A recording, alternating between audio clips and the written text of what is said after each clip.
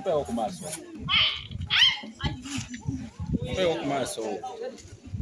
Labayo. Mpeo ku maaso.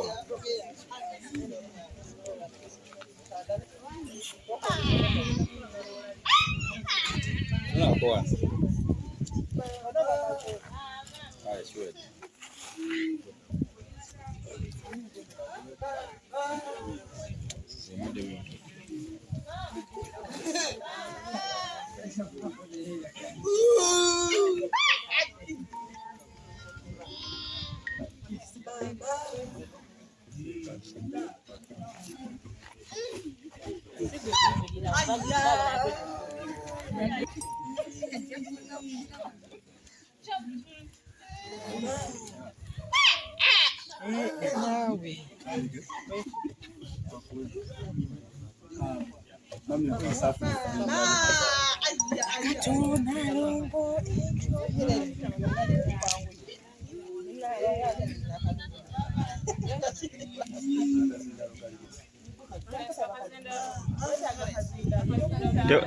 Tuwetaga kazindaalo yobe. No. Coordinator in Barbie.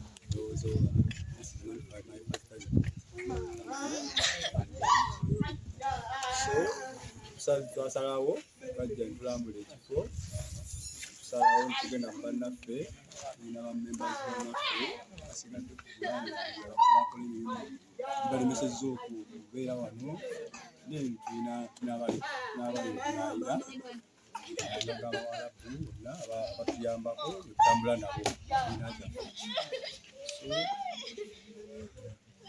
gutte tugamba nabo ntono naye buvudde ku mutima ate tugenda tukyayongera okukomawo okukola charity kuba kino tukikoze tulaba nga tutuwana eno leero ya mukama waffe patroni waffe alabati ntungo Kyagulanyi mazaalibwa ge so twagadde ekikola kibeere kaafuyi nga bw'alina omutima omulungi twagaliza ate nga mbeera yonna abagitegeera bulungi twagwa netumufu kituufu ebyinegyini kino kyasinga okwagala so tusalawo tujja bwe tuti konna konna bambi tukuze nako mu kaseera omutima mulungi tukuzeewo n'obuntu butonotono nebuvuga ku mutima naye nga tetukusuubiza tugenda kukubeereramu enjogera y'ennaku zino manyi nga tuli bavubuka tugenda kukubeereramu era tugenda kweyongera okukola charity tugenda twetegeeza bannaffe charity tuzeetaagira ddala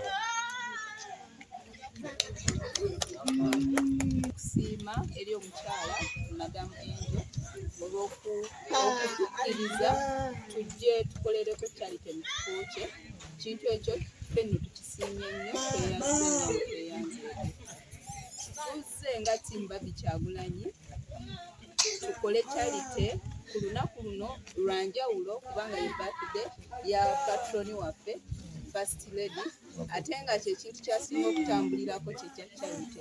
So tusuubira ate era naffe tusuubira nti kijja musanyusa nnyo okubanga nga ku birthday ye yeno engeri gye tusobodde okukuzaamu amazaalibwa ge ne tujja ne tutuukirira society eri abantu abalina obwetaavu ne tutoola akatono ke tulina tusobole okukagabanako nammwe. Tusaba mukasimbe mwebale nnyo, mwebalire ddala okulabirira abaana abo. Tusuubiza okwongera okutoola akatono ke tulina tusobole okulaba nga tubadduukirira. Nsigadde nze nagawasu. Lwaki Barbie taze? Omulabi yandyetaze okumanya lwaki Barbie tabadde wamu nammwe oba mu njogera ennyangu lwaki taze? Omulamwa gwaffe nga ttiimu Barbie Kyagulanyi tukola charity.